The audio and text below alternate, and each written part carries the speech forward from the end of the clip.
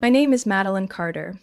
That day I had just gotten back from the airport. My luggage was still in the trunk when I saw a scribbled note taped to my front door that stopped me in my tracks. This property is now under the ownership of Douglas Carter. That's my father's name. But that house, I bought it. I paid off the mortgage over 8 years, one installment at a time. The locks had been changed. A girl I'd never seen opened the door and looked at me like I was trespassing. They told me you were unstable and left voluntarily. I didn't understand, or maybe I just didn't want to believe it.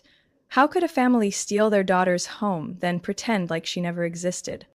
Have you ever been betrayed by someone so close, so deeply, that you no longer recognized who they were? Share your thoughts with me in the comments. And if this story touches something in you, leave a like and subscribe to the channel, because what I'm about to tell you is how they pushed me step by step out of my own life. I grew up in a house that outsiders admired, the Carter family. Our name came up at church, during PTA meetings, and sometimes even on community honor boards. My father, Douglas, once ran a chain of local hardware stores. My mother, Linda, organized fundraising events, cooked well, spoke even better. And me, the eldest daughter, taught to be polite, to endure, to live for others. I learned to be quiet very early on. When my father smashed a coffee mug over a disappointing business report, I picked up the pieces. When my mother was too tired from worrying about my younger brother, I did the dishes, the laundry, cleaned the house without being asked. No one forced me, but no one stopped me either. They got used to me managing everything, and I got used to carrying it. I remember once in 10th grade, my math tutoring was canceled because Landon needed electric guitar lessons. I stepped back, like I always did. When Landon got suspended for fighting, my parents blamed teenage pressure and sent him to a summer boot camp in Colorado that cost over $4,000. And me? I applied for a part-time scholarship and quietly worked at a bookstore. Landon was the light of their lives. He's the boy, my mother used to say, like gender was a free pass for every mistake. And me? I was the mature daughter, a phrase they used like praise, but really, it was just a cloak for being forgotten. I thought I had forgiven them. I thought I'd moved on. I left home, got into college, paid my own tuition, worked from morning to night in libraries and coffee shops just to avoid debt. I graduated early, landed a job at a growing tech company in Austin, and gradually moved up to lead analyst. I didn't talk much about my success. I just sent money home. $500 every month for the first 4 years, because Mom said it was to help Landon get on his feet. My father once used my name to open an investment account without telling me. When I found out, he said it was just borrowing your name for now because his credit was being reviewed. I got angry, but he raised an eyebrow and asked, "Don't you trust your own father?" That question made me feel ashamed, like it was my caution that was the problem. I let it go because I still believed that when it's family, don't keep score. When I finally saved enough for a small house in South Austin, I didn't tell anyone in the family until after the deal was signed. I invited them over to celebrate. My mom said, "It's nice, but a little tight for someone thinking of starting a family." My dad walked around tapping on the hardwood floors, nodded, and said, "Not bad. Could make decent rental income later." I smiled, even though it felt like someone rubbed salt into my skin. I wasn't asking for praise, just a simple, honest acknowledgement that I had made something for myself. But they didn't see me. They only saw how they could use me. 2 months later, my mom called and said the rent where they were staying had gone up. "Your dad's being pressured by the landlord. Can we stay with you for a few weeks while we find a place?" I hesitated, but agreed. How could I say no to the woman who raised me? They moved into the living room. I bought an extra folding bed, installed a curtain for privacy, gave them space. 3 weeks after that, Landon showed up too, saying he just needed a place for a few days while job hunting. I moved my things into the master bedroom and gave him the spare room. I called it flexibility. My best friend called it giving up your roof with no boundaries. When I left for a 4-day business trip to Denver, I left a meal schedule and the door code for my parents' convenience. I never imagined that while I was presenting to 60 corporate clients, they were taking down my photo frames, switching out the curtains, updating the official residency address under my dad's name, and hiring someone to change the locks. It was done smoothly, quietly, deliberately, and I, foolishly, was still clinging to something called family trust. Looking back now at all the fractured pieces of memory, I'm not hurt because they forced me out of that house. I'm hurt because for all those years I called that place home and never realized I was just passing through. I used to think terrible things happened in one sudden blow, like accidents or the sound of metal crashing in an instant. But the truth isn't like that. What they did to me wasn't an accident. It was a process, a trap laid carefully, step by step, while I was busy believing I was still loved. That weekend when I returned from the trip, everything seemed still. No broken windows, no arguments, no chaos. Just a new lock and a quiet kind of fear that settled under my skin. I tried to calm myself, thinking maybe it was a misunderstanding. But then I couldn't log into the home management system anymore. The bank said there was a pending request to change ownership, and when I found an old archived email from my mom that said, "You should rest, Maddie. Let the adults handle the house," I knew. I started digging through deleted files from my old work drive. There was a scanned power of attorney document with my name, my signature, and the right ink, but not my handwriting. They had forged it. A former acquaintance in my dad's notary network had verified the file. He once came to our house for Christmas back in high school, used to call me smiley little Maddie. Now he'd signed off that I'd transferred property authority to my parents for financial health concerns. No one had asked me a single thing. A bank report attached showed someone had filed notice to the credit bureau, claiming I had psychological issues and was no longer financially capable of independent living. A legal representative of the family, Landon, of course, submitted a statement saying I had been away long-term for recovery purposes. I didn't know whether to laugh or cry.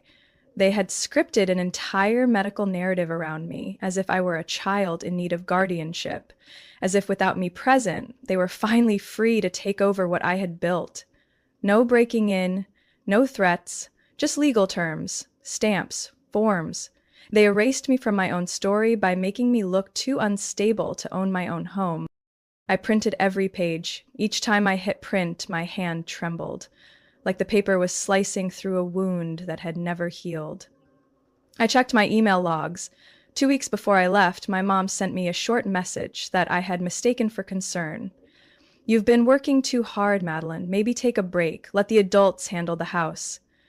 Rereading it now, it felt like a blade behind a silk ribbon.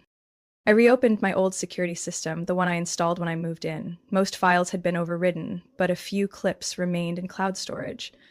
In one, my father stood in the kitchen, on the phone, calmly saying, "She's not coming back anytime soon. Her birthday's still the passcode. Use it."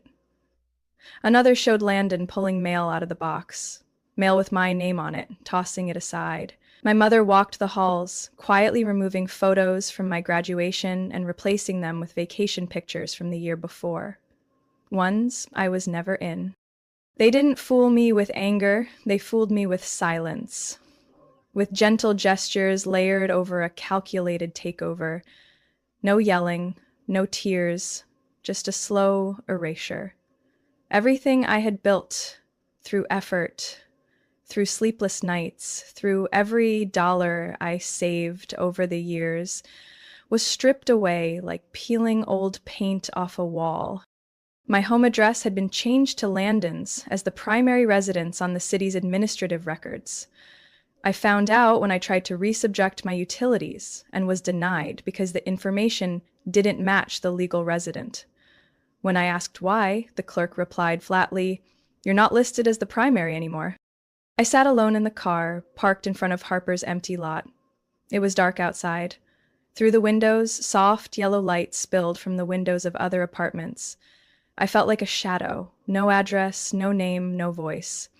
I didn't know where to begin, but inside me there was one thing I understood with absolute clarity. Blood doesn't always mean someone is on your side. And sometimes those who share it are the first to strip away everything when you're most unguarded. I remember calling dozens of times that night. Every time I dialed my mother's number, it rang and then cut off. I called my father, Landon, my aunt in Colorado, the one who used to send handwritten Christmas cards every year. No one picked up. None of the texts I sent were answered. After an hour, I tried opening the family group chat on social media. My mom used to post photos of the dinners I cooked, always captioned, "My daughter works so hard." The group was gone. I had been removed. I tried messaging Miss Lorna, my mother's close friend, a retired music teacher. Not 5 minutes later, I got a notice that my message couldn't be delivered.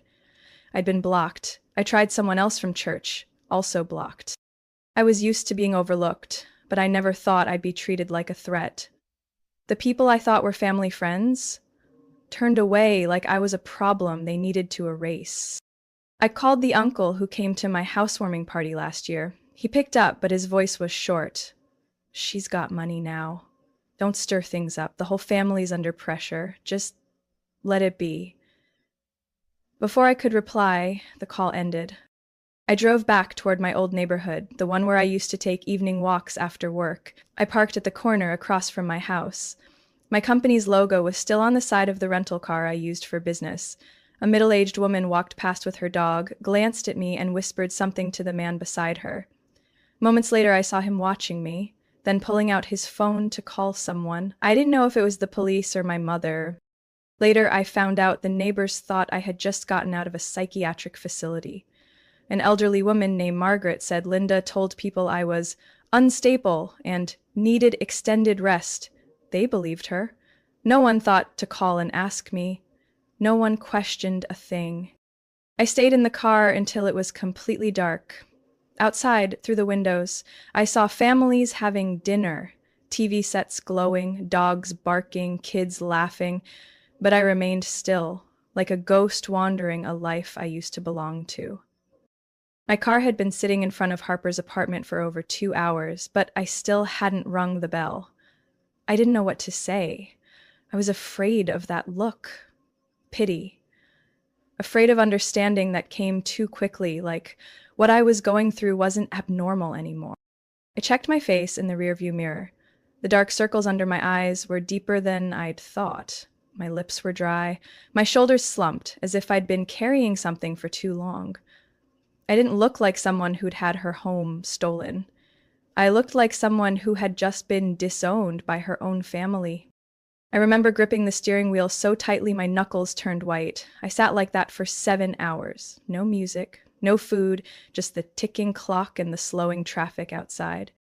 I didn't know exactly what I was waiting for. A comforting text, a phone call that would explain everything, a reason to believe this was all just a misunderstanding? But nothing came. When Harper came out, the porch light fell across her dark brown coat. She didn't ask anything. She wasn't surprised. She simply opened my car door and sat beside me in the passenger seat. I didn't speak for a few minutes. Neither did she. That silence didn't make me feel lonely. It was the first time in days that I didn't feel like I had to defend myself. I didn't have to prove I wasn't crazy. I didn't have to fight to exist. I wanted to say they did something unimaginable, but no words came out. My throat was raw. I only managed one sentence. "They really did it, Harper." She tilted her head and placed her hand gently over mine. She didn't ask for details, didn't demand proof, just a quiet nod. And in that moment, for someone who felt like she'd been swept away in a flood, that was enough to keep me from sinking. Harper made me a cup of ginger tea and set it down in front of me on her kitchen counter. The tea was hot, but I couldn't taste anything except the sting sliding down my throat. In front of me, her laptop screen glowed. A spreadsheet opened. Beside it, a neat stack of papers she had already started gathering the moment I finished telling her everything. "We'll start with what can't be denied," Harper said, holding a highlighter in her hand. They acted like they left no trace, but some things still linger. Things they didn't expect. We logged into the cloud storage account I had once used to manage the security cameras at the house. I rarely checked them. Back then, I thought only family would ever be inside. But Harper knew how to retrieve older clips, files that had been temporarily overridden or archived. The first clip showed my father fumbling with the front door lock. In the footage, he was on the phone, one hand holding a plastic bag containing a new lock set. Behind him, Landon was bent over, pulling framed pictures from the wall and placing them into a box. My mother sat quietly on the sofa, the light from the window casting a dull glow across her face as she nodded occasionally, glancing at the clock. Another clip showed my mother on a phone call, no idea who she was speaking to, but her last sentence echoed in Harper's quiet kitchen. "She's not coming back. She's used to being gone." I didn't react. I just stared at the screen, as if the footage showed someone else's life. A part of me still hoped there had been some misunderstanding, but images don't lie. And my mother's voice? There was no mistaking that. "Madeline," Harper said gently, her hand resting on mine like an anchor, "this is evidence, and we need more." She helped me comb through all my personal emails, old messages, and bank statements I'd saved and forgotten about. In a long-ignored folder titled New House, Documents, I found a PDF, the final mortgage payoff confirmation, stamped by the bank, showing the completion date 6 months ago. "This proves," Harper said as she printed the file, "that you've fulfilled all financial obligations. You're not tied to anyone. No one is authorized to manage the property except you." We continued digging through the files I had stored on my personal hard drive. A photo of the real estate contract appeared on the very first page. My name was clearly listed as the sole owner. But what made Harper pause was an attached image I barely remembered reviewing. It was the power of attorney document they had submitted to the bank. I looked closely. Beneath the signature that bore my name was a slightly slanted line in dark blue ink. Not the kind of pen I used, and definitely not my handwriting. I always signed with round, even strokes. This one was rushed, sharp, and lacked my usual tilt. Harper zoomed in. "See that?" She pointed to a faint blur above the E in my name. "That's a duplicated scan artifact. Someone pasted a signature here." She printed the forged document and placed it side by side with a real power of attorney I had signed for a past lease agreement. The difference was obvious. "What do we have?" Harper asked, laying everything out on the table. "A video of your father changing the locks and removing your photos, a clip of your mother saying you wouldn't be coming back, a confirmed mortgage payoff, the original property contract with your clear signature, and a fake document showing signs of manipulation." I stared at those pieces like I was looking at my life, disassembled, rearranged, by someone else without my permission. "We're filing an emergency motion," Harper said. "We'll ask the court to freeze all activity related to the house, protect the asset, and open a fraud investigation." I nodded. There were no tears, no sighs, just the sense that I was finally reclaiming the steering wheel of a vehicle that had been hijacked for far too long. Every piece of evidence we printed, highlighted, and filed was one more piece of my life I pulled back from the hands of people I had once believed would never betray me. I didn't feel relieved, but at least I knew I wasn't sitting in the dark anymore. The county courthouse opened at 8 a.m., but Harper and I arrived by 7:30. The morning air was crisp, the sky gray like it hadn't quite woken up. I wore a long, light brown coat, my wrists tucked into soft wool sleeves. Even through the fabric, my hands were ice cold. Outside the courtroom, a row of worn leather benches lined the wall. I sat upright, eyes fixed on the closed wooden doors.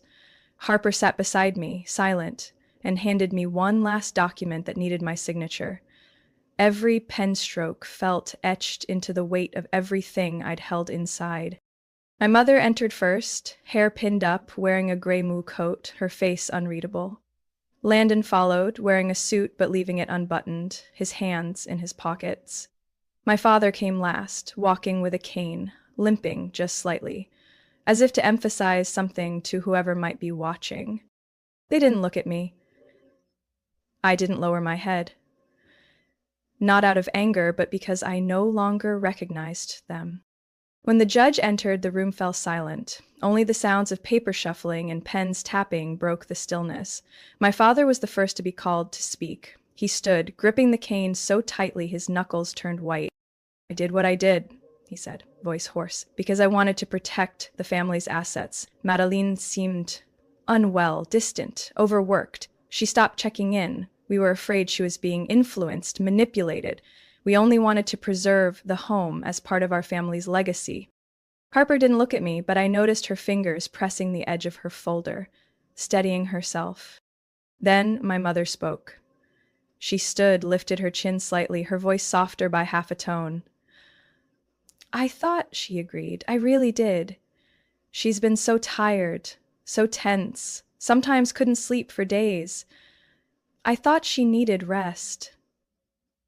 It was all out of love." The words "out of love" echoed in the cold courtroom, and I felt my throat tighten. I used to believe in unconditional love, but here that word was being used as a shield for calculated theft. Landon, on the other hand, didn't even try to play the good son. When asked, he shrugged and said, "I just listened to my parents. I didn't interfere. I didn't know everything that was going on." He glanced at me once, brief, emotionless, like the whole thing was just a small misunderstanding. Then it was my turn. Harper gave me a quiet nod when the judge invited me to the stand. I walked to the podium, my heels soft against the wood floor, amplifying the stillness. I didn't bring any notes. I didn't need to. I had lived this story long enough that every detail was carved into my bones. "I'm not mentally unwell," I said calmly. "I've just lost my trust." No one spoke. I went on. "I bought that house. I made every monthly payment for years. I renovated it myself, chose every tile in that kitchen. My family, the people I once trusted, entered while I was gone.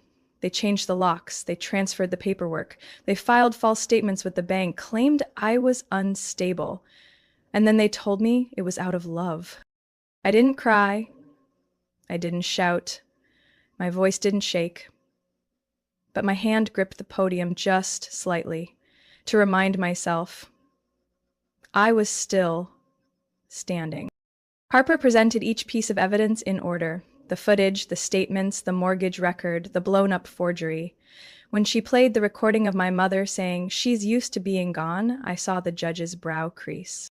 Finally, the judge closed the file and spoke slowly, her voice low and deliberate. "This court finds sufficient evidence that the property was unlawfully altered, with signs of forgery and civil violations. Temporary ownership remains with the plaintiff, Madeline Carter, until a full hearing is held, a no-contact order is granted, and the case is referred to the Financial Crimes Unit." I sat back down, my hands resting on my lap, palms damp with cold.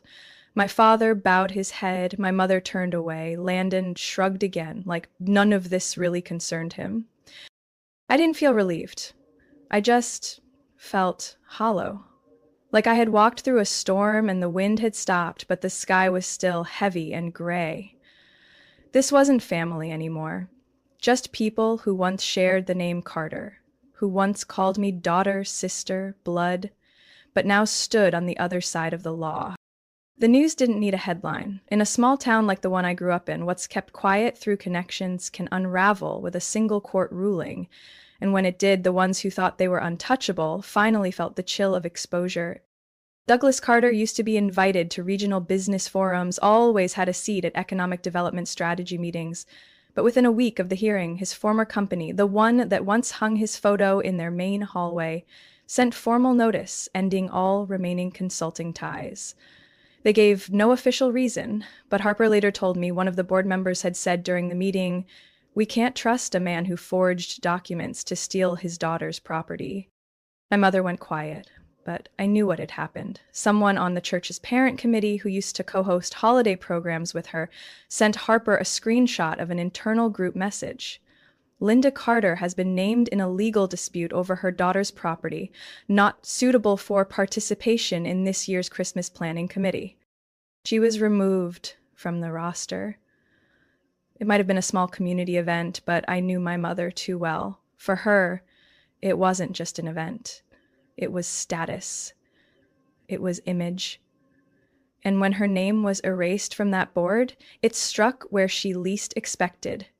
Right at the pride she had built her whole identity around. Just as I expected, Landon was the loudest to react. One morning, Harper sent me a short message. He got denied for credit.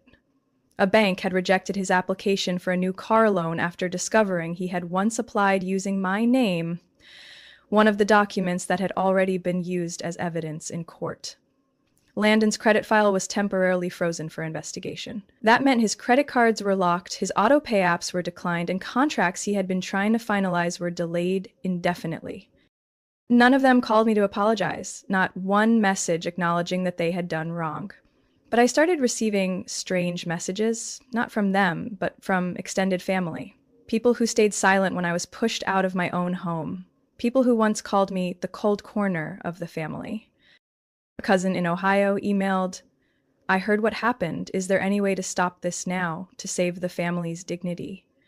An aunt in Arizona texted, "They're still your parents. Could you stop taking legal steps? Just let this go."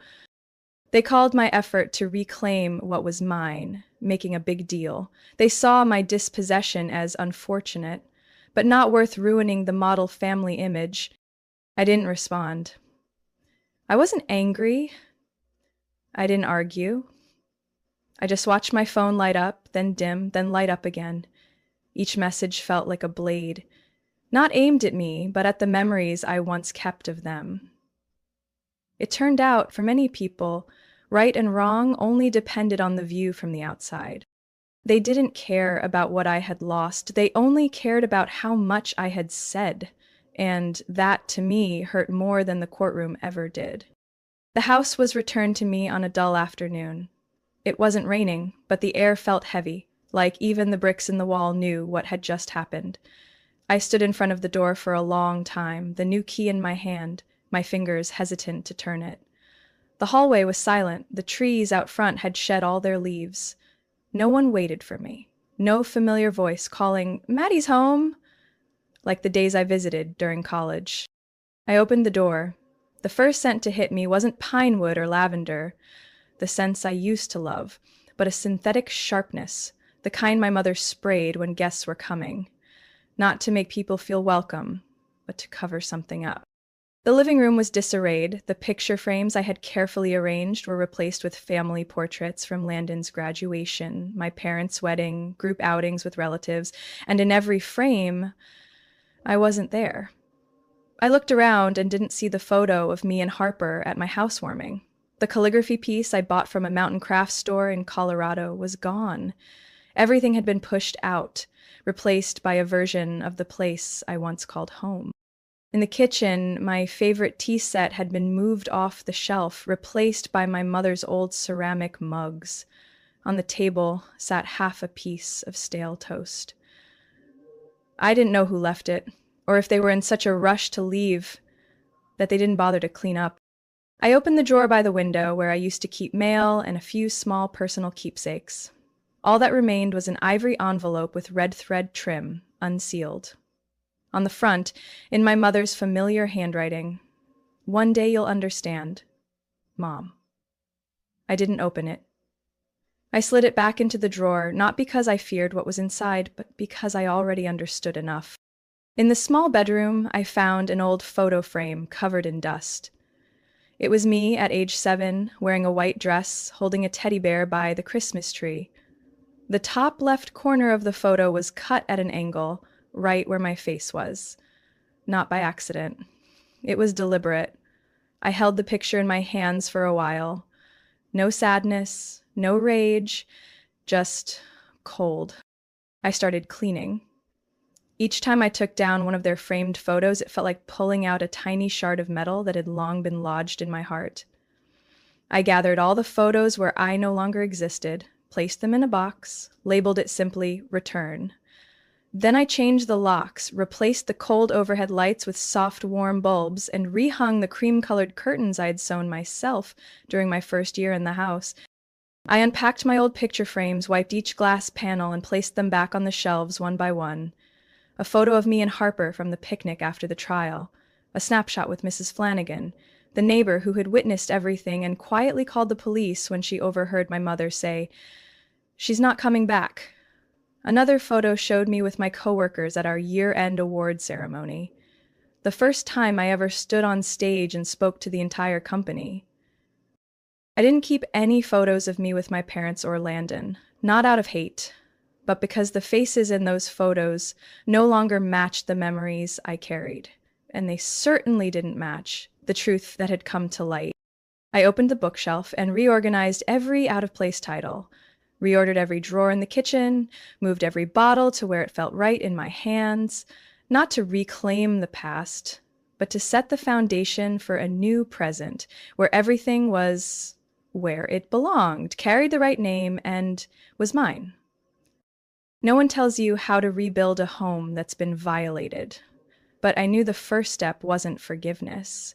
It was choosing what deserves to stay and discarding what never was real. I was wiping the glass top of the coffee table when I heard a car pull into the driveway. Tires squeaked softly on dry concrete. No knock, no doorbell, just a familiar figure standing on the steps. Long green coat, holding a bouquet of white lilies wrapped in supermarket paper. My mother. I looked through the curtain, no flinching, no surprise. A part of me had been waiting for this moment, though I wasn't sure why. I opened the door. She stood there, her face composed, as if preparing for a polite conversation instead of an apology. "Hi, sweetheart," she said. Her voice was soft, but not warm. She held out the flowers. "I just wanted to stop by for a minute. I won't stay long." I didn't reach for them. The bouquet hovered in the air for a moment, then she lowered it, holding it against her coat. "Family might not be perfect," she continued, her eyes scanning the house behind me, the new curtains, the missing portraits, "but you'll always be our blood." I stood upright, unmoving.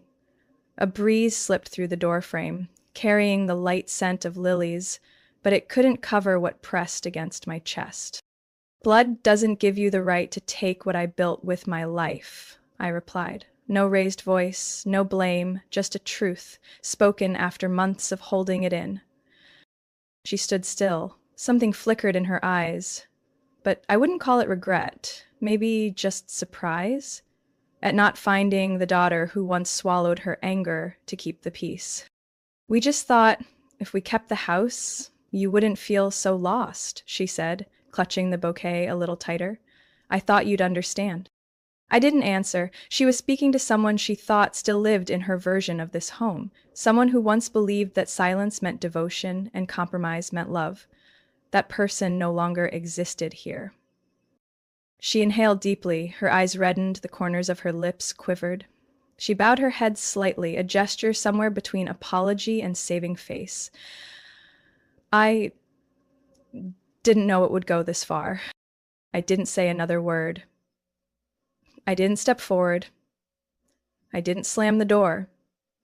I simply placed my hand on the knob and gently closed it.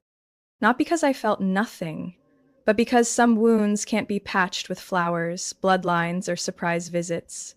Some cuts don't bleed, but the skin beneath still aches every time someone pretends they were never there. I stood inside until the footsteps on the porch faded away. The bouquet remained unplaced, still in the arms of the one who brought it, along with all the things she never truly named. I began decorating the house in early November, not because I loved the holidays, but because I needed something normal after months of living in doubt and grief. I hung a wreath on the door, lit cinnamon-scented candles in the living room, and brought out the hand-stitched beige tablecloth Harper had given me for my birthday last year. This Thanksgiving was the first time I cooked just for myself. Not for recognition, not to please anyone, but simply because I wanted to share a warm dinner with the people who truly chose to stay beside me. Harper brought her homemade pumpkin pie. Mrs. Flanagan came with her classic roast stew recipe from 1968. A new coworker I'd met recently arrived with a bottle of red wine and a box of cookies baked by her daughter. We didn't talk much about the past, and we didn't try to sugarcoat anything. We just sat together, laughing when the turkey turned out a little too crispy, pouring another glass of wine when jazz music floated through a house that still smelled of cinnamon and butter. I felt lighter looking around the room, at faces that weren't related by blood, but who, step by step, through small questions and timely hugs, had helped build a new foundation under the part of my life that once felt shaken. After dinner, once everyone had gone home, I sat in the quiet living room, laptop on my lap, the cursor blinking over a blank page. I began to write. Not an accusation, not a sob story, just an honest, complete, and quiet account. What I had been through, what they had done, and what I had to learn in order to rise again. I shared that journal entry under an anonymous name on a forum for people who had experienced family control, financial abuse, or emotional manipulation. I wasn't expecting replies, but by the next morning, there were over 100 comments. By the end of the week, thousands. One person wrote, "I thought I was the only one." Another said, "Thank you for giving me the words to name what happened to me." I didn't respond to all of them, but I read every word. Each message felt like a spark, like someone far off in the dark had just turned on a light. And even if I couldn't see their faces, I knew they were there, stepping out of their own shadows. On the living room wall, I hung a small wooden frame with the quote, "Family is not blood, it's who shows up when the world shuts down." I first heard it in a short, soft skills seminar years ago. Back then, I skimmed past it like a tired cliche, but now it's my compass. I no longer hold on to the old definition of family. I'm no longer trying to stitch together something that was already torn. I choose people who come into my life, not out of duty, but out of care. I choose safety over roles, gratitude over silent burdens. That night, I stepped onto the porch, sat on the front steps. The Christmas lights above the awning flickered softly, their glow reflecting off the damp pavement. I held a mug of hot cocoa in my hands, the warmth slowly seeping into my palms with each small sip. A gentle breeze rustled the bare branches, making the tiny bulbs tremble. In that light, I looked at my reflection in the window. Messy hair, tired eyes, but eyes that still held light. A face that once broke itself trying to hold together something called family, now no longer afraid of losing anything. They nearly took everything, my name, my home, even my identity, but they couldn't take me. They couldn't erase the part of me I had protected in silence. They couldn't replace what I had built with my own hands. They couldn't touch the part of me I had learned to guard with my entire life. I don't know if my story mirrors anything you've lived through. Maybe no one has ever stolen your house, but perhaps somewhere along the way, someone close has hurt you. Maybe you've stayed quiet to keep the peace. Maybe you've stepped back, thinking that was the way to be loved. If you have a story of your own to share, please leave it in the comments below. I'd love to hear what you think, not just about me, but about how we learn to step away from the things that once seemed unbreakable. Because sometimes, just having someone to listen makes us feel a little less alone. And if you'd like to keep walking alongside real stories about family, about unspoken wounds, and about quiet resilience, don't forget to subscribe to the channel. Because here, we don't just tell stories. We find ourselves again in the smallest of truths.